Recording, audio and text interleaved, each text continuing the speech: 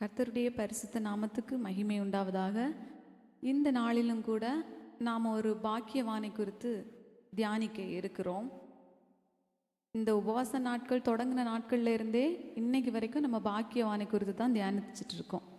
ஆசீர்வதிக்கப்பட்டவர்கள் நம்மளும் அந்த மாதிரி நம்ம வாழ்க்கையில் வாழ்ந்து அந்த ஆசீர்வாதங்களை எல்லாம் பெற்றுக்கொள்ள வேண்டும் அப்படின்னு தான் தொடர்ந்து நம்ம தியானிச்சுட்டு இருக்கிறோம்.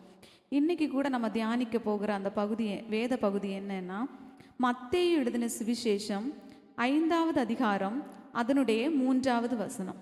மத்தேயு எழுதின சுவிசேஷம் 5வது அதிகாரம் அதனுடைய 3வது வசனம்.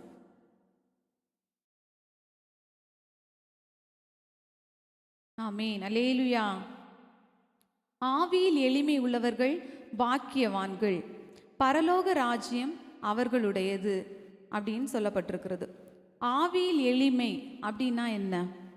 ஆவியில் எளிமைனா சில பேர் நினைப்பாங்க, பொதுவாகவே எளிமை அப்படின்னு இருக்கிறதுனால ஆவியில் எளிமைனா நம்ம ஏழ்மை நிலையில் இருக்கணும், இல்லை ஏழையாக வாழணும், இல்லை தரித்திரத்தில் இருக்கணும் அப்படின்னு நினைப்பாங்க.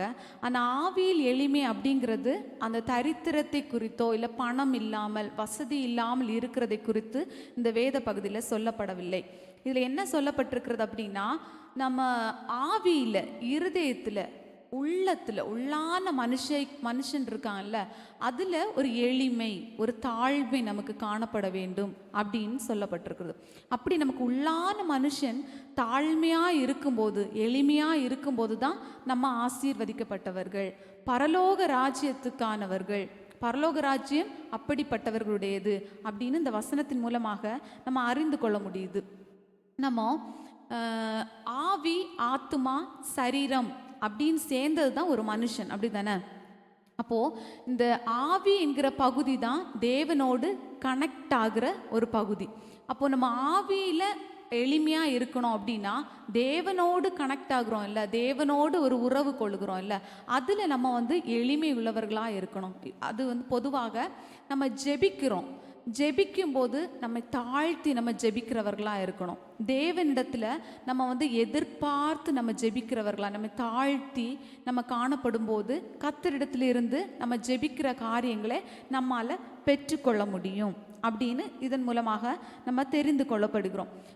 வெளியரங்கமான அந்த வசதி வாய்ப்புகள், இல்லை நிறைய நமக்கு வசதி இல்லாமல் இருக்குது, இல்லை ரொம்ப ஏழையாக காணப்படுகிறோம், அப்படி நம்ம இந்த காரியத்தில் தாழ்த்த முடியாது. ஆவியில் நம்ம அது ஒன்றும் இல்லைன்னா நம்ம தாழ்த்தலாம் அப்படின்னு நினச்சோன்னா அதன் மூலமாக நம்ம ஆவியில் தாழ்த்த முடியாது. நம்ம இருதயம், உள்ளான மனுஷீகத்தில் தான், அந்த மனுஷன் இருக்கான்ல, அதில் தான் நம்ம தாழ்த்தும் போது தான் ஆவியில் எளிமை உள்ளவர்களாக நம்ம வாழ முடியும். நம்ம இதை சில மனுஷங்களை நம்ம உலகத்தில் பார்க்கும் பொழுது வசதி வாய்ப்புகள் இல்லாமல் இருக்கும், ஆனால் அவங்களுக்குள்ளால ஒரு பெருமை இருக்கும். நம்ம மற்ற மனுஷங்கக்கிட்ட நம்ம எதுக்கு நம்மளை தாழ்த்தணும் அப்படின்னு சொல்லிட்டு அவங்க நினைப்பாங்க. அவங்களுக்குள்ளாலே, சாதா மனுஷங்க எல்லாருக்குள்ளாலேயும் ஒரு பெருமை இருக்கும். நார்மலாக ஒரு பிச்சைக்காரர்களை நம்ம எடுத்தால் கூட இந்த காலத்தில் 2 ரூபா 1 ரூபா பிச்சை போட முடியுமா? நமக்கு போட்டால் என்ன சொல்லுவாங்க? திட்டுவாங்க, இல்லைன்னா முகம் சுழிச்சிட்டு போவாங்க, வாங்கவே மாட்டாங்க. அப்போ அவங்களுக்குள்ளால கூட ஒரு பெருமை இருக்குது. என்ன 1 ரூபா 2 ரூபாய்க்கு வேண்டி நான் கை நீட்டணுமா, அவங்கக்கிட்ட வாங்கணுமா அப்படின்னு காணப்படுது இல்லை. அப்படி பணம் இல்லாததுனால, இல்லை ஏழ்மை நிமித்தமாக நம்ம ஆவியில் எளிமையாக வாழலாம் அப்படின்னு நம்ம நினச்சோம் அப்படின்னா அந்த எளிமையை நம்ம அடைய முடியாது. இப்போது ஆவியில் எளிமையாக வாழ்ந்த, ஆவியில் எளிமைனா எப்படி அப்படிங்கிறது நீங்கள் புரிந்து கொள்ளணும் அப்படின்னா, ஏசு ஒரு அழகான ஒரு உவமையை நமக்கு சொல்லி இருக்கிறார். அதை நம்ம தியானித்தோம் அப்படின்னா ஆவியில் எளிமை என்பதை எப்படி அப்படிங்கிறத நம்ம அறிந்து கொள்ள முடியும். லூக்கா எழுதின சுவிசேஷம் 18வது அதிகாரம் அதனுடைய 10ஆம் வசனத்திலிருந்து நம்ம தியானிக்கும் பொழுது, 10ஆம் வசனத்திலிருந்து 14வது வசனம் வரைக்கும் நம்ம வாசிக்கும் பொழுது, அந்த 10வது வசனத்தை வாசிக்கலாம்.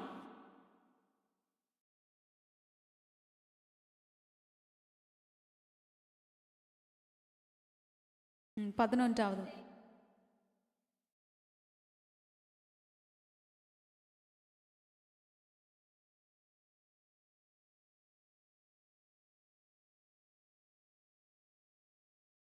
ஆமென், அல்லேலூயா.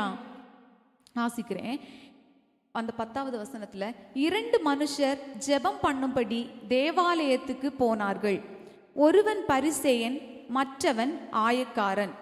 பரிசேயன் நின்று, தேவனே, நான் பரிகாரர், அநியாயக்காரர், விபச்சாரக்காரர் ஆகிய மற்ற மனுஷரைப் போலவும் இந்த ஆயக்காரனைப் போலவும் இராததினால் உம்மை ஸ்தோத்தரிக்கிறேன். வாரத்தில் 2 தரம் உபவாசிக்கிறேன். என் சம்பாத்தியத்திலெல்லாம் தசமபாகம் செலுத்தி வருகிறேன் என்று தனக்குள்ளே ஜெபம் பண்ணினான். ஆயக்காரன் தூரத்திலே நின்று தன் கண்களையும் வானத்துக்கு ஏறெடுக்க துணியாமல் தன் மார்பிலை அடித்து கொண்டு, தேவனே, பாவியாகிய என் மேல் கிருபையாயிரும் என்றான். இந்த வசனத்துல பரிசேயன், ஆயக்காரன் என்று 2 நபர்களை குறித்து சொல்லப்பட்டிருக்கிறது. அவங்க தேவாலயத்துக்கு போய் எப்படி தேவ சமூகத்துல ஜெபிக்கிறார்கள் அப்படிங்கிறத பத்தி சொல்லப்பட்டிருக்கிறது. முதலாவது, இந்த பரிசேயன்னா யூத மத தலைவர். அந்த யூத மத தலைவர், அந்த பரிசேயன் தேவ சமூகத்துல போய் கர்த்தரை நோக்கி எப்படிப்பட்ட இருதயத்தோடு, என்ன ஆவியில எப்படி ஜெபிக்கிறான் என்று இந்த வசனத்துல சொல்லப்பட்டிருக்கிறதுனா, முதலாவதாக அவன் என்ன சொல்றான் அப்படின்னா, தேவனே, நான் பரிகாரர், அநியாயக்காரர், விபச்சாரக்காரர் ஆகிய மற்ற மனுஷரைப் போலவும் இந்த ஆயக்காரனை போலவும் இராததினால் உம்மை ஸ்தோத்தரிக்கிறேன். முதலாவது என்ன சொல்றார் அப்படின்னா, பரிகாரர், அநியாயக்காரர். பரிகாரர்னா கொள்ளைக்காரர், அநியாயக்காரர், விபச்சாரக்காரர் அப்படின்னு மொத்தத்துல ஒரு பட்டியலே சொல்றான். என்ன பட்டியல்?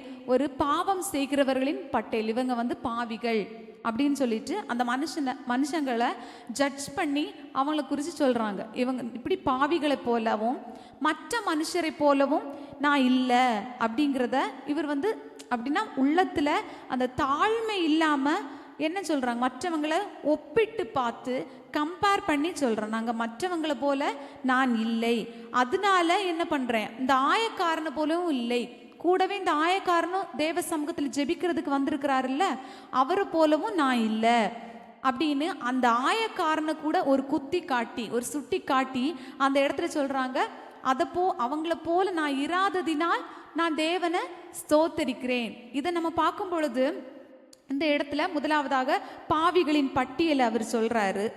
அடுத்தது மற்றவங்களோட ஒப்பிட்டு சொல்றாரு. அதுக்கப்புறம் அந்த ஆயக்காரனை கூட சுட்டி காட்டி அவனை விட என்ன நான் நல்லவன் அப்படிங்கிறத அந்த இடத்துல காண்பிக்கிறாரு. அதனால உண்மை ஸ்தோத்தரிக்கிறேன் அப்படின்னா அவரையே அவர் புகழ்த்தி நன்றி சொல்ற தேவனுக்கு நன்றி சொல்றது போல இருந்தாலும் சைட்ல என்ன பண்றாரு, ஒரு புகழ்ச்சி.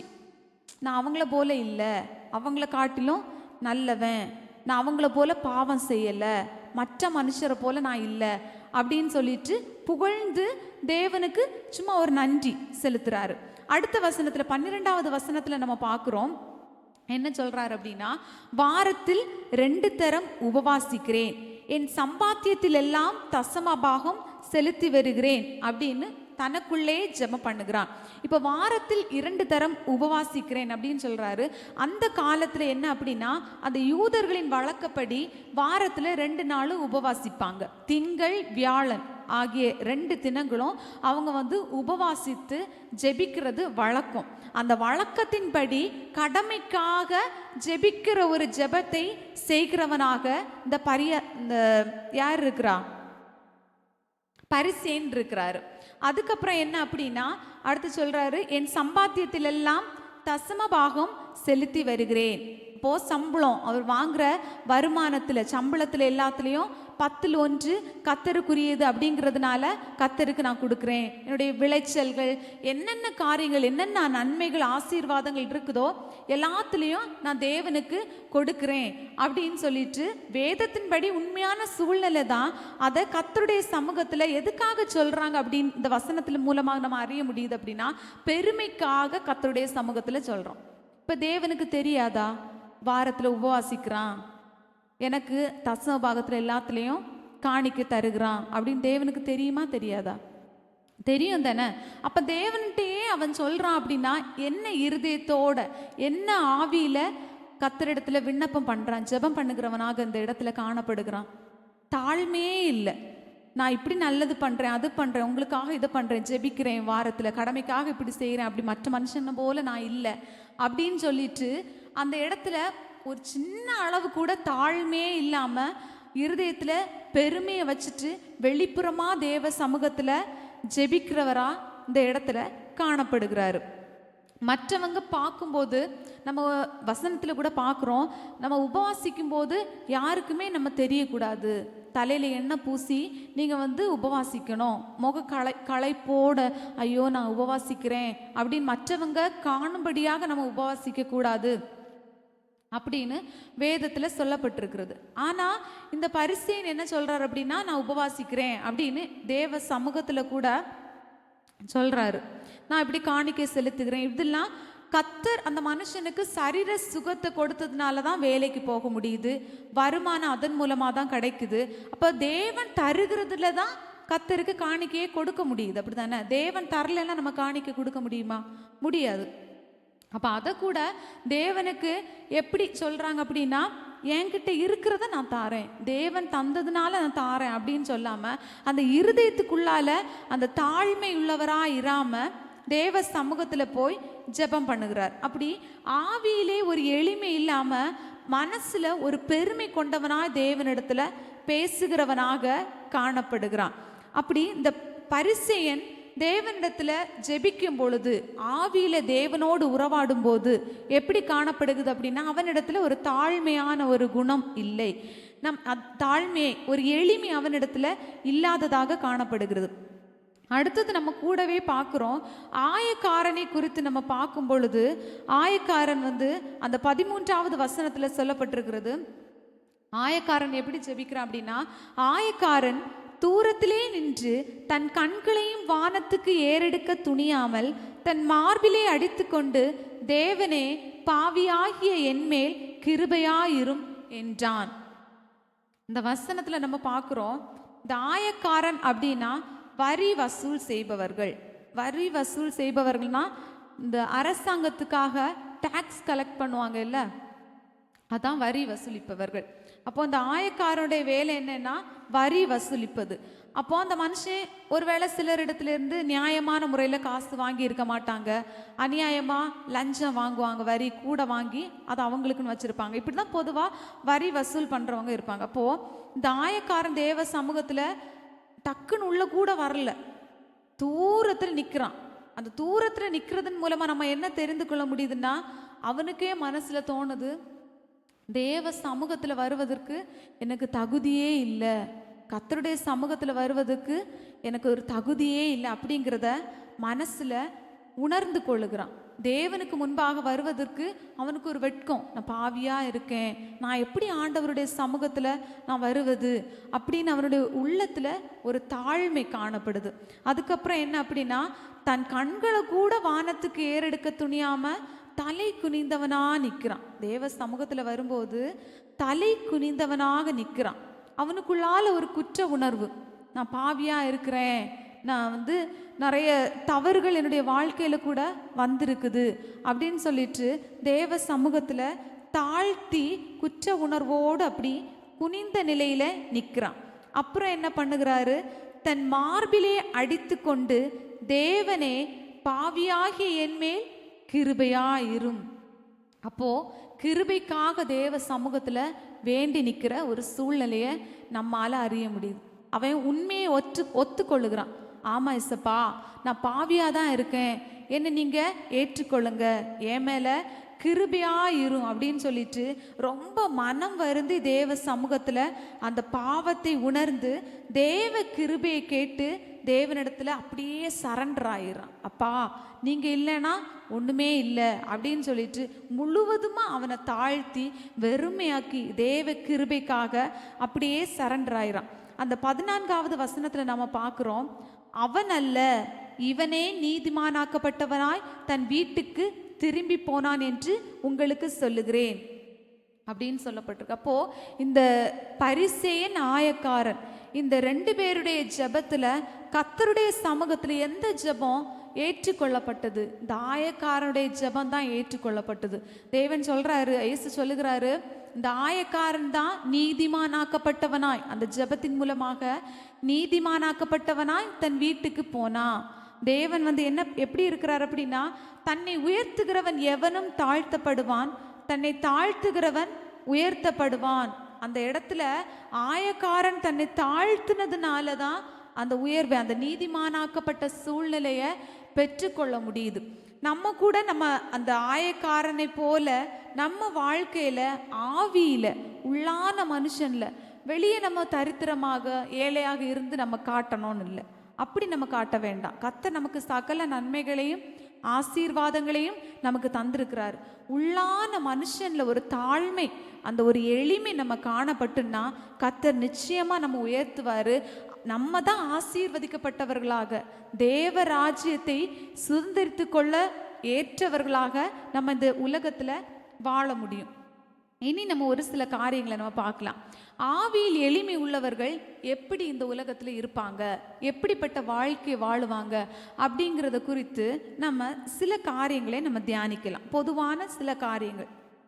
முதலாவது, ஆவியில் எளிமை உள்ளவர்கள் எப்படி இருப்பார்கள் என்று சொன்னால், தேவ பலனை சார்ந்து அவரையே நம்பி இருப்பார்கள். தேவ பலனை சார்ந்து அவரையே நம்பி இருப்பாங்க. அப்படின்னா இந்த ஆவியில் எளிமை இருக்கிறவங்களுக்கு எப்படின்னா, அவங்க சுத்தமாக அவங்களுக்கு பலனே இருக்காது. சரீர அளவுலேயும் சரி, வெளிப்புறமான உள்ளான அந்த பலனும் சரி, அவங்களுக்கு எப்படின்னா, அவங்களுக்கு எனக்கு பலன் இருக்கு, என்னால் எல்லாம் செய்ய முடியும், நான் நினச்சா எல்லாம் முடியும் அப்படின்பட்ட அந்த எண்ணமே இருக்காது. முழுவதும் அப்படியே இயேசுவே சார்ந்து இருப்பாங்க. தேவனுடைய பலன் எனக்கு இல்லைன்னா நான் ஒன்றுமே இல்லை, இயேசுவோட கிருபை இல்லைன்னா நான் ஒன்றுமே இல்லை அப்படின்னு அதையே சார்ந்து அதுதான் நம்பி வாழ்வாங்க நித்தம். அது இல்லைன்னா, இப்போது நம்ம ஒரு வயலில் நம்ம சில பயிர்களெல்லாம் நம்ம நடவு பண்ணுறோம்ல, அப்போ மழை இல்லை, சில இடங்களில் இந்த நிலத்தடி நீர் இருக்கும். அப்படி இருக்கிறவங்க அந்த போர் மூலமாக அந்த தண்ணியை பாய்ச்சி வளர்த்து எடுத்துப்பாங்க. இப்போ சில இடங்கள்ல நிலத்தடி நீர் இல்லாத இடங்கள்ல சில பேர் சொல்லுவாங்கல்ல, வானம் பார்த்த பூமி அப்படின்னா என்னது, அந்த மழையை நம்பி தான் என்ன இருக்குது, அந்த பயிர்கள் இருக்குது, விவசாயிகளும் அதை நம்பி தான் இருக்கிறாங்க அப்படின்னு இருக்குது இல்லை.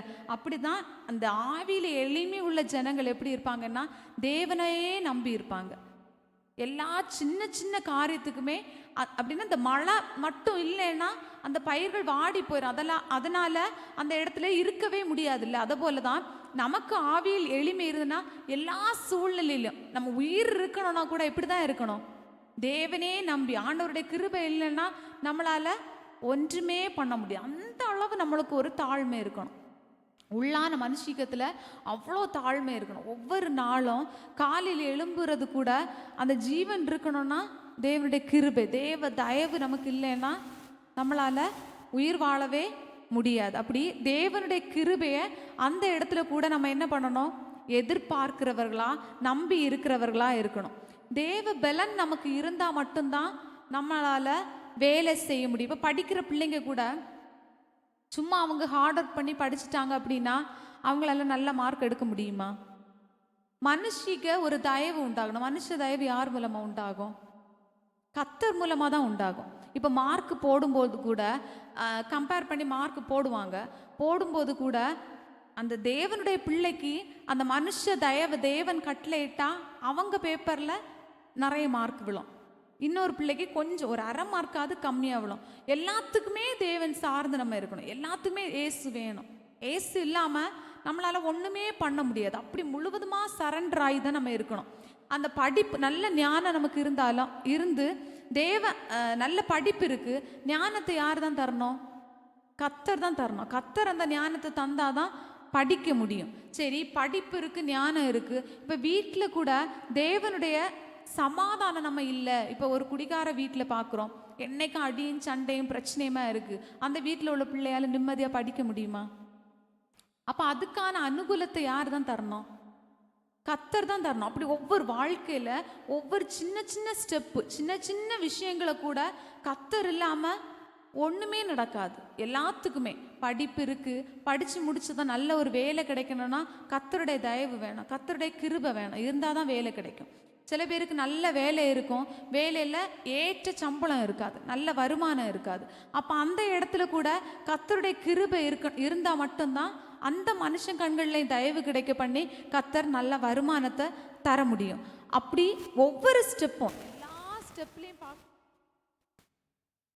நமக்கு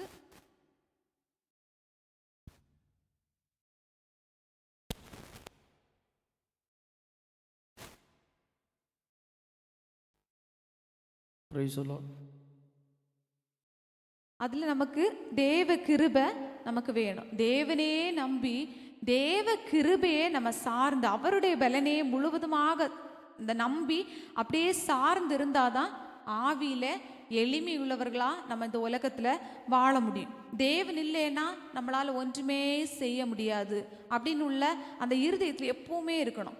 ஏசு இல்லைன்னா என்னால் ஒன்றுமே செய்ய முடியாது.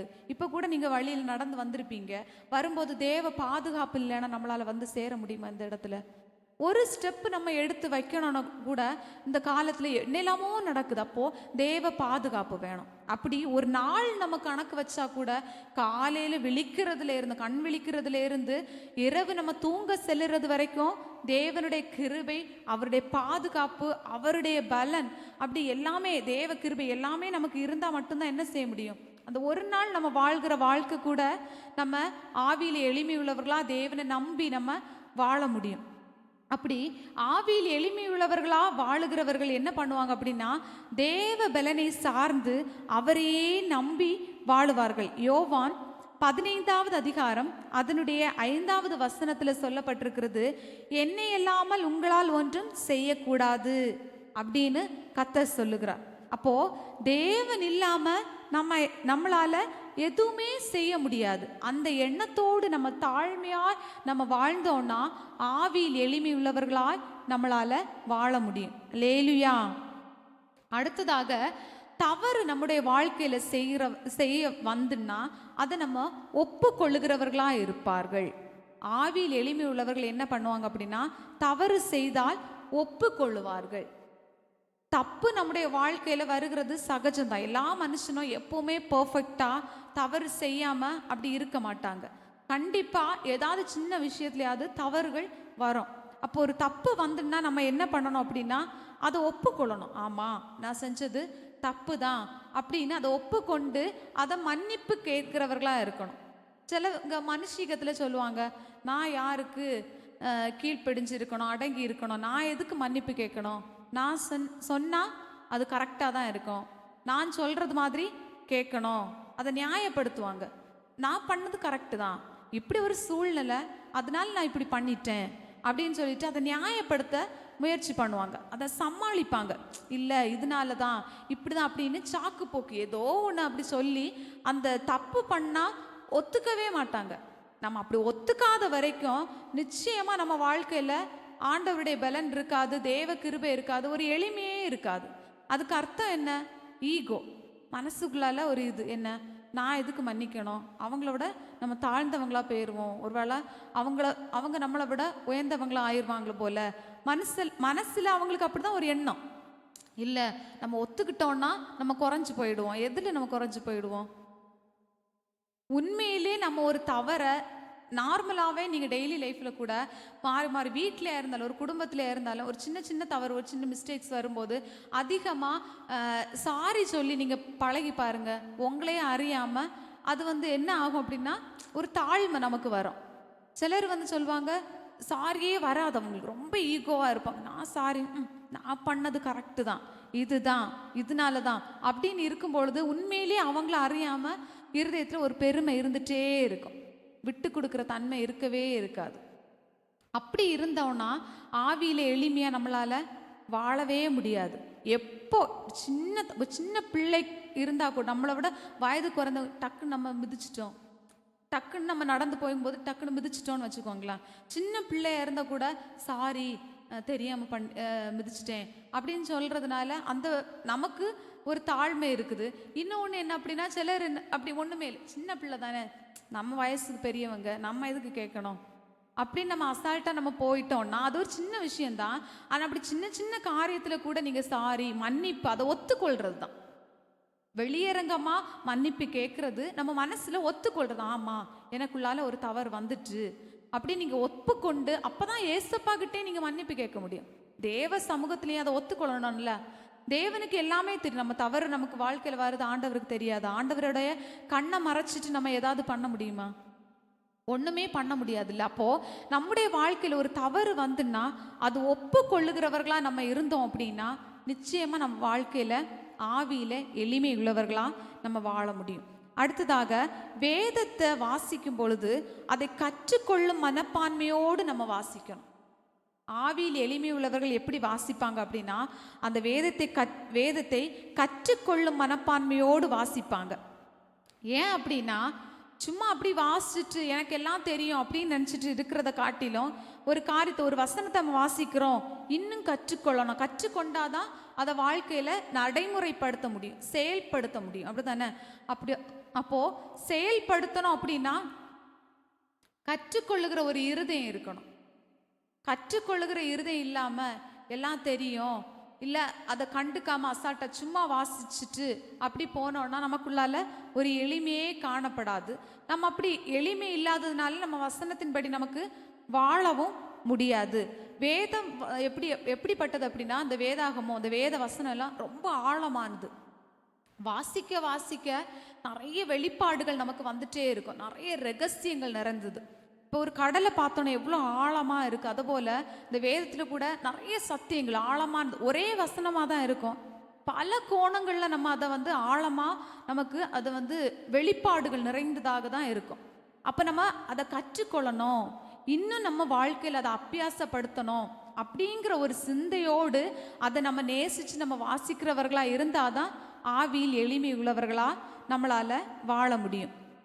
119வது சங்கீதம் 18வது வசனத்தில் சொல்லப்பட்டிருக்கிறது, உமது வேதத்தில் உள்ள அதிசயங்களை நான் பார்க்கும்படிக்கு என் கண்களை திறந்தருளும் அப்படின்னு சொல்லப்பட்டிருக்கிறது.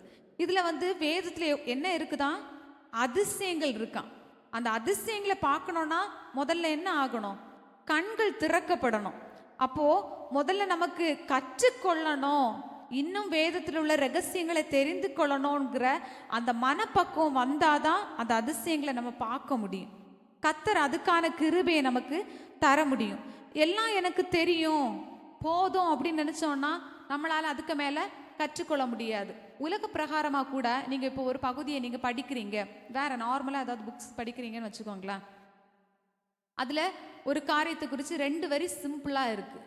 அப்போது சிம்பிளாக இருந்ததுனால போதும், இவ்வளோதான், இதோட இதுன்னா இவ்வளோதான், இதோட அர்த்தம், இதோட டெஃபினிஷன் இவ்வளோதான் அப்படின்னு நீங்கள் விடுறதுக்கும் போதும் அப்படின்னு நினைக்கிறதுக்கும் அதை குறித்து டீட்டெயிலாக நீங்கள் தெரிஞ்சுக்கிறதுக்கும் டிஃப்ரென்ஸ் இருக்கு இல்லையா? அப்படி தான் நம்ம போதும், ஒரு கப்பு இருக்குன்னா தண்ணி நிரப்புகிறோம், போதும்னு நம்ம நினச்சிட்டோம் அப்படின்னா அதுக்கு மேலே நம்மளால் நிரப்ப முடியுமா? முடியாது. இன்னும் வேணும், நம்ம தாகம் நமக்கு இருக்கணும், இன்னும் வேணும், இன்னும் கற்றுக்கொள்ளணும், இன்னும் அதன்படி நம்ம வாழணும் அப்படின்னு நம்ம இன்னும் அதுக்கான அந்த கற்றுக்கொள்கிற மனம் நமக்கு இருந்துன்னா மட்டும்தான், அதை ஏற்றுக்கொள்ளுகிற ஒரு மனம் இருந்தால் மட்டும்தான் ஆவியில் எளிமை உள்ளவர்களாக நம்மளால் வாழ முடியும். அடுத்தது 4வதாக ஒரு காரியம் என்ன அப்படின்னா, மற்றவர்களை தங்களிலும் மேன்மையாக எண்ணுவார்கள். ஆவியில் எளிமை உள்ளவர்கள் எப்படி இருப்பாங்க அப்படின்னா மற்றவர்களை தங்களிலும் மேன்மையாக எண்ணுவார்கள்.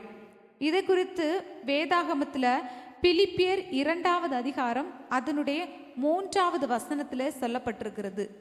பிலிப்பியர் 2வது அதிகாரம் அதனுடைய 3வது வசனம்,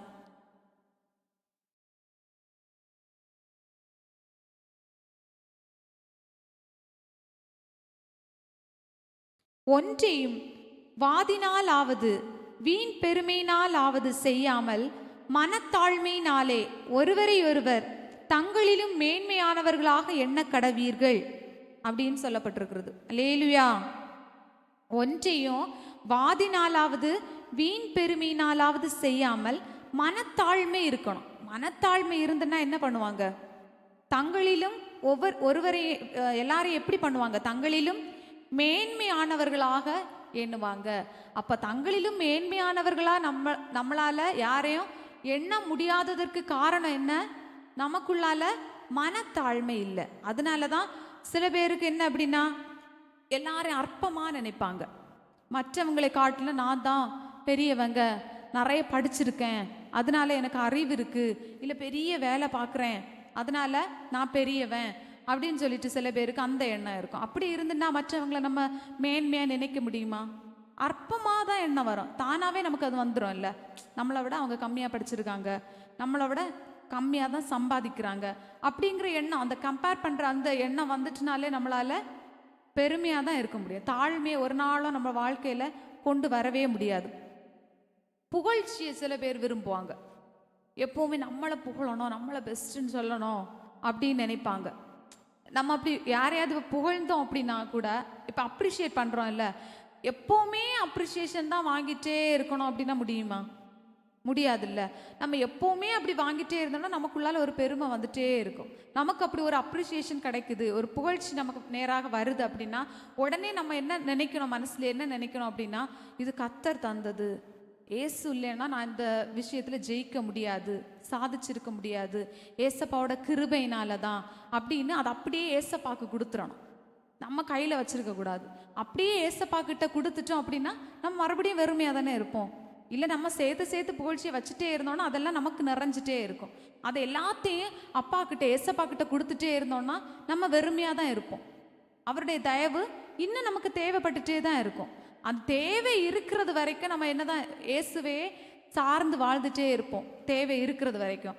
அப்படியே இயேசு இல்லைன்னா நம்மளால் ஒன்றுமே ஒன்றும் பண்ண முடியாது அப்படிங்கிற ஒரு தாழ்மை, ஒரு எளிமை நமக்குள்ளாக இருக்கும். இது ஆவிக்குரிய ஜீவியத்தில் கூட நம்ம பார்க்கும்போது சில பேருக்குள்ளால ஆவிக்குரிய பெருமை இருக்கும். ஆவிக்குரிய பெருமை அப்படின்னா, நான் தான் அதிகமாக ஜெபிக்கிறேன், நான் ஜெபிச்சாதான் எல்லாம் நடக்கும், அதிகமாக சபைக்கு வரும்போது நான் தான் நிறைய காணிக்க கொடுக்குறேன், எல்லா கடமைகளையும் நான் தான் செய்கிறேன். அவங்கள அறியாமலே என்ன ஃபஸ்ட்டு அது ஒரு பெஸ்ட்டாக தோணும். பரவாயில்ல, அவங்கள காட்டிலும் நான் பரவாயில்ல, பெஸ்ட்டாக இருக்கேன் அப்படின்னு சின்னதாக மனசில் ஒன்று தோணுச்சுனாலே போதும். அதுக்கு நம்ம இடம் கொடுத்தோம் அப்படின்னா அப்படியே நமக்குள்ளால அந்த மனத்தாழ்மையை அழிச்சிட்டு அப்படியே பெருமை வர ஆரம்பிக்கும். பெருமை ஒரு மனுஷனுக்குள்ளே வரும்போது அவங்களால கண்டுபிடிக்க முடியாது. ஆவிக்குரிய விஷயத்தில் அதுவும் பெருமை வந்துட்டுன்னா அவங்களால கண்டுபிடிக்கவே முடியாது. ஏன்னா என்னைக்கும் போல ஜெபிப்பாங்க, எப்பவும் ஜெபிப்பாங்க, அதிகமாக ஜெபிப்பாங்க, அதிகமாக வேதம் வாசிப்பாங்க. அப்போ எப்படி அவங்களுக்கு கண்டுபிடிக்க முடியும்? நான் தான் ஆலயத்துக்கு போகிறேன், ஜெபிக்கிறேன், காணிக்க கொடுக்குறேன், வேதம் வாசிக்கிறேன், அப்போ அவங்க தான் தப்பே பண்ணலையே. அப்போ எப்படி அவங்களால அதை ஐடென்டிஃபை பண்ண முடியும் பெருமை இருக்குதா இல்லையா அப்படின்னு? அவங்களுடைய இருதயத்தில் அவங்களுக்கு தோணணும். அது டக்குன்னு தெரியாது.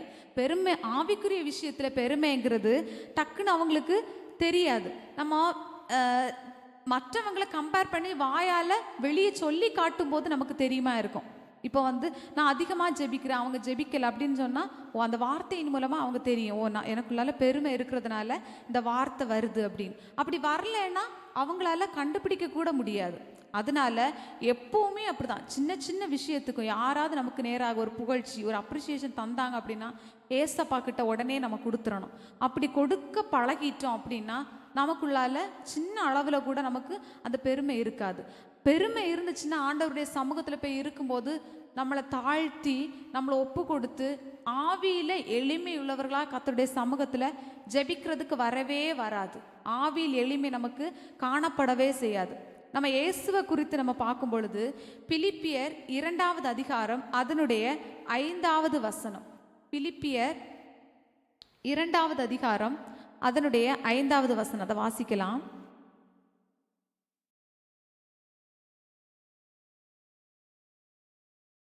எட்டாவது வசனம் வரைக்கும் வாசிக்கலாம்.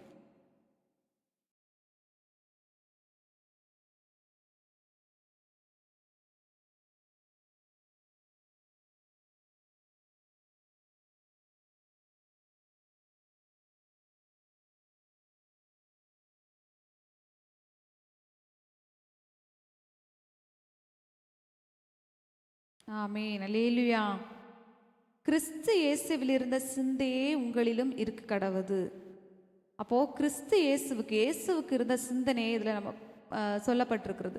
அவர் தேவனுடைய ரூபமாக இருந்தும் தேவனுக்கு சமமா இருப்பதை கொள்ளையாடின பொருளாக எண்ணாமல். அப்படின்னா என்னது? தேவனுக்கு சமமா பரலோக ராஜ்யத்தில் சிங்காசனத்தில் இருந்தது தான் எனக்கு பெஸ்ட்டு, அதுதான் எனக்கு கொள்ளையாடின ஒரு பொருள், எனக்கு கிடைச்ச பெரிய பொக்கிஷம் அப்படின்னு அதை நினச்சிட்டு அங்கே இன்னைக்கு ஏசப்பா இருந்திருந்தாருன்னா நம்ம எல்லாம் மீட்கப்பட்டிருப்போமா? மீட்கப்பட்டிருக்க முடியாது. அப்போது அதை கூட நார்மலாக உலக பிரகாரமாக இப்போது ஒரு பெரிய விஷயம் நமக்கு கிடச்சிச்சுன்னா ஆண்டவருக்காக நம்ம விடுவோமா? யோசிக்க தான் செய்வோம்ல. ஆனால் நமக்காக அந்த தேவனுக்கு சமமாக இருந்ததை கூட விட்டுட்டு தேவன் என்ன பண்ணியிருக்கிறாரு? தம்மை தாமே வெறுமை ஆக்கி இருக்கிறார். அந்த இடத்துல வெறுமை ஆக்கி அடிமையின் ரூபம் எடுத்து மனுஷர் சாயலானார். பரலோக ராஜ்யத்தில் இருந்த தேவன் அவர் அப்படியே அவரை வெறுமையாக்கி அடிமையின் ரூபம் எடுத்து மனுஷ சாயலானார். அதுக்கப்புறம் என்ன பண்ணியிருக்கார் அப்படின்னா, மனுஷ ரூபமாய் காணப்பட்டு மரண பரியந்தம், அதாவது சிலுவையின் மரண பரியந்தமும் கீழ்ப்படிந்தவராகி தம்மை தாமே தாழ்த்தினார்.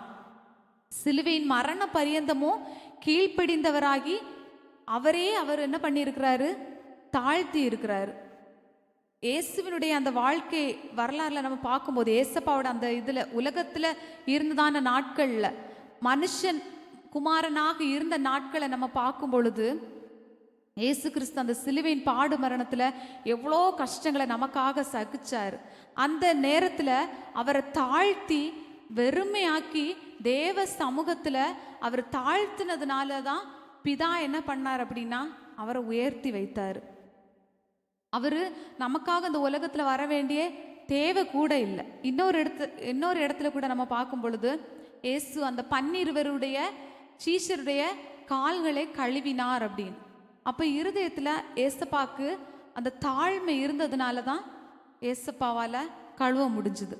இது ஏசப்பா நமக்கு காண்பித்ததுனால நம்ம அந்த பந்தி ஆராதனையின் பொழுது நம்ம ஒருவருடைய கால்களை ஒருவர் கழுவுகிற ஒரு இது காணப்படுது.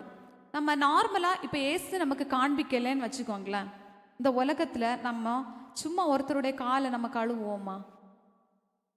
யாராவது அப்படி கழுவுற அளவுக்கு நம்ம இறங்கி போய் ஒருத்தங்க பண்ணுவாங்களா? அப்போ அதுக்கு அர்த்தம் என்ன?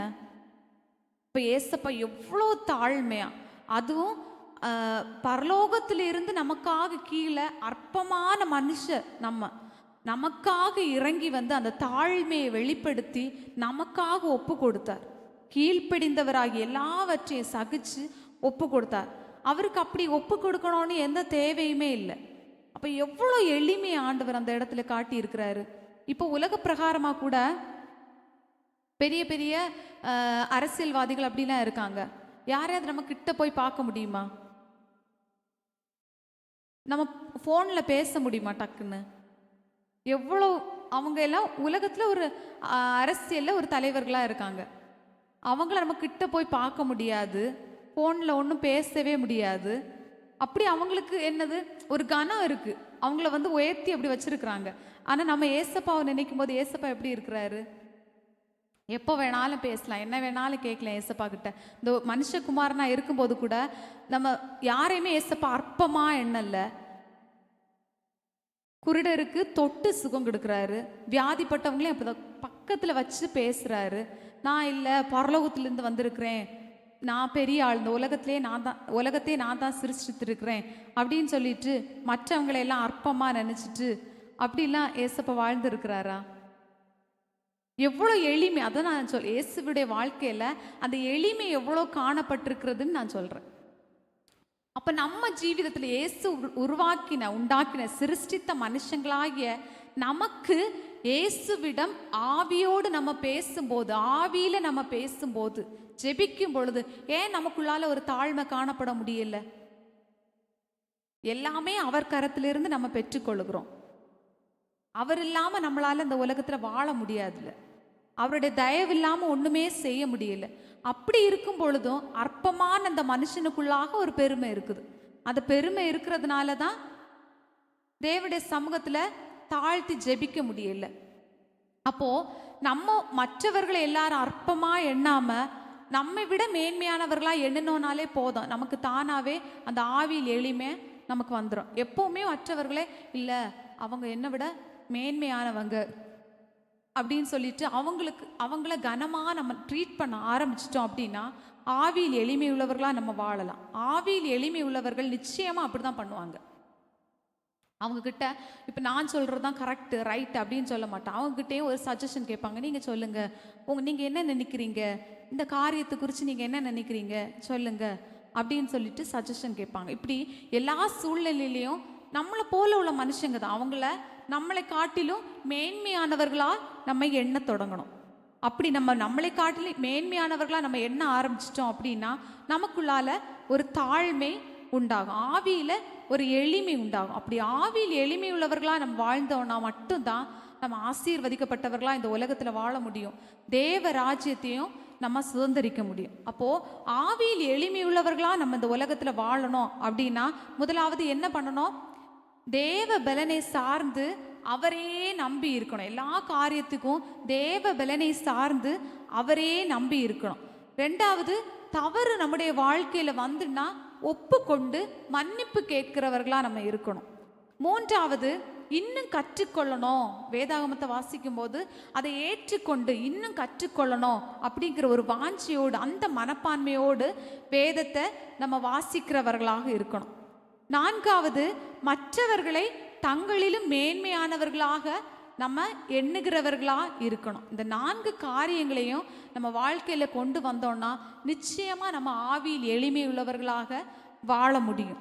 பெருமை உள்ளவருக்கு தேவன் எதிர்த்து நிற்கிறார், தாழ்மை உள்ளவர்களுக்கு தான் கிருபை அளிக்கிறார் அப்படின்னு சொல்லப்பட்டிருக்கிறது. அப்போ தேவ கிருபை வேணும்னா நிச்சயமாக தாழ்மை உள்ளவர்களாக நம்ம வாழ்ந்தாதான் தேவ கிருபையை நம்ம பெற்றுக்கொள்ள முடியும். தேவன் எதிர்த்து நின்னா நம்ம இந்த உலகத்தில் வாழ முடியுமா? மனுஷன் ஒருத்தன் நம்மளை எதிர்த்து நின்னாலே சில சூழ்நிலைகளில் நம்மளால் வாழ முடியாது. அப்போது எல்லாத்தையுமே ஆண்டவரே கரத்தையே நோக்கி இருக்கிற கர்த்தர் நமக்கு எதிராக வந்துட்டார்னா அவரிடத்துல ஏதாவது நம்ம பெற்றுக்கொள்ள முடியுமா? இல்லை பரலோக ராஜ்யத்துக்கு தான் நம்மளால் போக முடியுமா? ஒன்றுமே பண்ண முடியாது. அப்போது எல்லாத்துக்கும் அந்த தேவன்கிட்ட இருந்து நம்ம எதையாகலும் பெற்றுக்கொள்ளணும் அப்படி நம்ம இருக்கணும். அப்படின்னா நிச்சயமாக நமக்கு ஆவியில் எளிமை காணப்படணும். ஆவியில் எளிமையுள்ளவர்களாக நம்ம இந்த உலகத்தில் வாழும்போது நம்ம பரலோக ராஜ்யத்துக்கு போகிறதுக்கு அது ஈஸியாக நம்ம ஒரு வழியாக இருக்கும். நம்ம ஆசீர்வதிக்கப்பட்டவர்களாக இந்த உலகத்தில் வாழுவோம். நிச்சயமாக நம்ம குணநலங்கள் எல்லாவற்றிலையும் அந்த தாழ்மையை நம்ம பிடிச்சிருந்தோம் அப்படின்னா நம்ம உண்மையிலே ஆசீர்வதிக்கப்பட்டவர்கள். இந்த உலகத்தில் பணம், பொருள், அந்தஸ்து எல்லாமே இருக்கிறத காட்டிலும் ஆவியில் எளிமை அப்படிங்கிறத நம்ம பெற்றுக்கொண்டோம், ஆவியில் எளிமையுள்ளவர்களாக வாழ்ந்தோம் அப்படின்னா அதுதான் உண்மையிலே நம்ம ஆசீர்வதிக்கப்பட்டவர்களாக நம்மளை வாழ முடியும். அல்லேலூயா. அதனால் இந்த வசனத்தின்படியாக ஆவியில் எளிமையுள்ளவர்களாக நம்ம வாழ்ந்து பரலோக ராஜ்யத்துக்கு பங்காளியானவர்களாக நம்ம வாழுவோம். கர்த்தர் நம்ம ஒவ்வொருவரையும் ஆசீர்வதிப்பாராக.